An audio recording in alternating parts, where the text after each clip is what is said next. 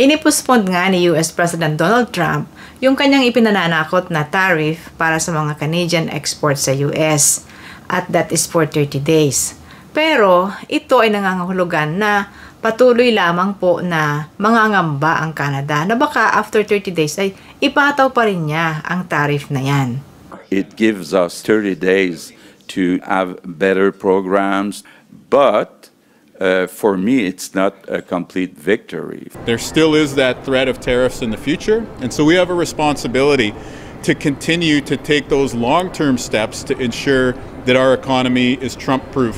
Patuloy ang banta niya na gawin na lang 51st state ang Canada para hindi niya patawan ng tariff. Sa aking video ngayon, ipapakita ko ang mga kahandaan ng Canada laban sa economic threat ni Trump. Kaya stay tuned!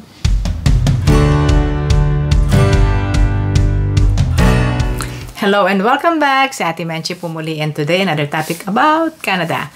Kung kayo po interesado sa ganitong mga paksa, I invite you to subscribe to my channel at maraming salamat po sa dati ng mga subscribers ng ating channel, Menchi's Philcan Life. You can also follow me sa aking Facebook page na Menchi's Philcan Life. You can also join and be a member of this channel. At syempre, pasasalamat ko sa aking mga channel members. Thank you kay Maria Amaya, kay Nani, Josefina Ferruelo, kay Jency, Jennifer Palanas, Thriving Mom Advisor, kay Nery Castro, Jesseline Ochoa, Johnson Pangilinan, Corazon Binene, G-View, Joy, Gabriel Channel X, Marjorie Ramos, Marjorie Jumento, Marciano at Nympha. Salamat po sa inyong support sa aking channel. If President Trump wants to usher in a new golden age for the United States, the better path is to partner with Canada, not to punish us. Canada has critical minerals, reliable and affordable energy, stable democratic institutions, shared values, and the natural resources you need. Canada has the ingredients necessary to build a booming and secure partnership for the North American economy, and we stand at the ready to work together. We are all in this together. This is Team Canada at its best. Yan yung statement ni Prime Minister Justin Trudeau ng Canada bago pa nagdesisyon si Trump ng delay for the tariff. Nag-usap sila nung Monday afternoon, February 3, and then last minute nagdesisyon, ini-announce na hindi ipapataw muna. Ang sabi po is delay. Ibig sabihin ba ng delay ay ito'y ipapataw pa rin ang tariff, palilipasin lang ang 30 days. Hindi malinaw sa atin, ano? But anyway, guys, ang pinagkasunduan ni Trudeau at saka ni Trump sa usapan nila sa telepono ay magkakaroon ng mas mahigpit pa na border security ang Canada sa US-Canada border para harangan ang anumang pagpasok ng drugs, fentanyl at iba pa, at saka ng pag-crossing ng mga illegal immigrants. Ano po? Actually, in place na yung plano ng Canada before this, no? May in place na sila na nasa more than 1 billion na amount ng security sa border. Bago pa sila nagkasundo na ganito, ay in place na yon. Ang naging kasunduan, ang Canada ay magpo-provide ng $1.3 billion na halaga ng border security para panatiliing tahimik, walang mga irregularidad at iba pang mga border crossing na illegal sa US-Canada border. At babantayan ang pagpasok ng fentanyl sa US, sa mga drugs, magkakaroon ng fentanyl czar. I-assign yan ng Canada. And then, maglalagay ng about 10,000 na mga border security personnel.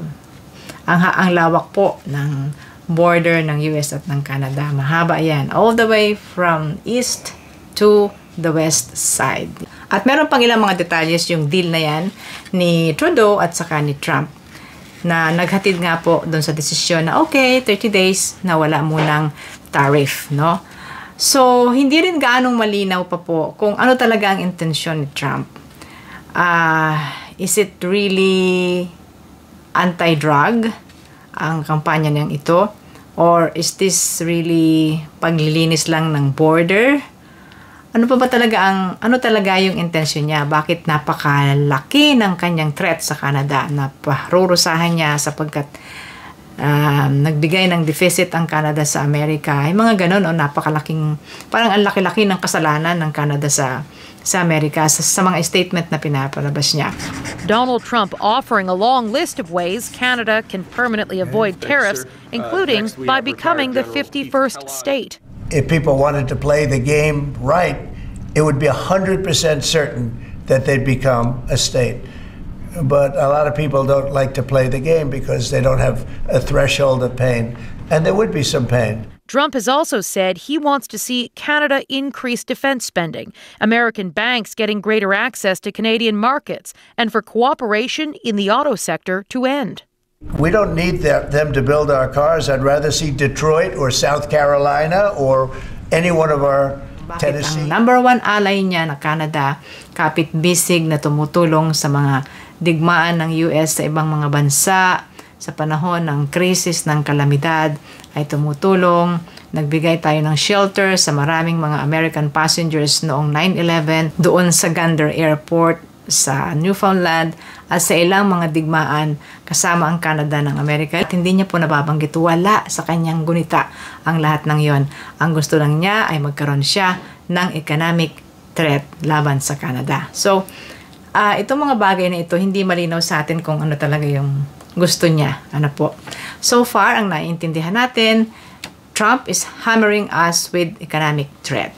Yun. Hindi siguro niya alam na naghahatid siya ng takot, pangamba, tungkol sa ekonomiya, kabuhayan ng mga tao, both sides, Canadians at mga Americans.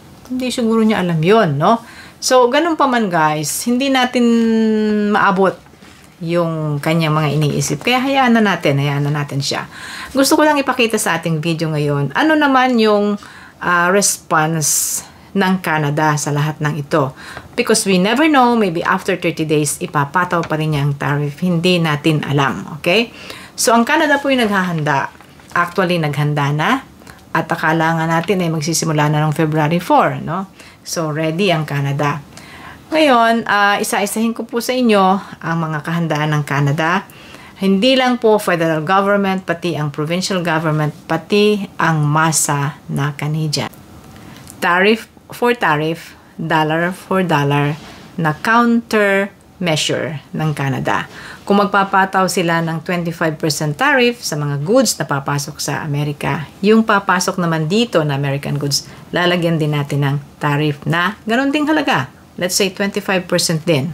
Initially, $155 billion worth of American goods ang papatawan po ng tariff ng Canada. I am announcing Canada will be responding to the U.S. trade action with 25% tariffs against $155 billion worth of American goods. Ano-ano yung mga goods na yon na pumapasok sa Canada from US?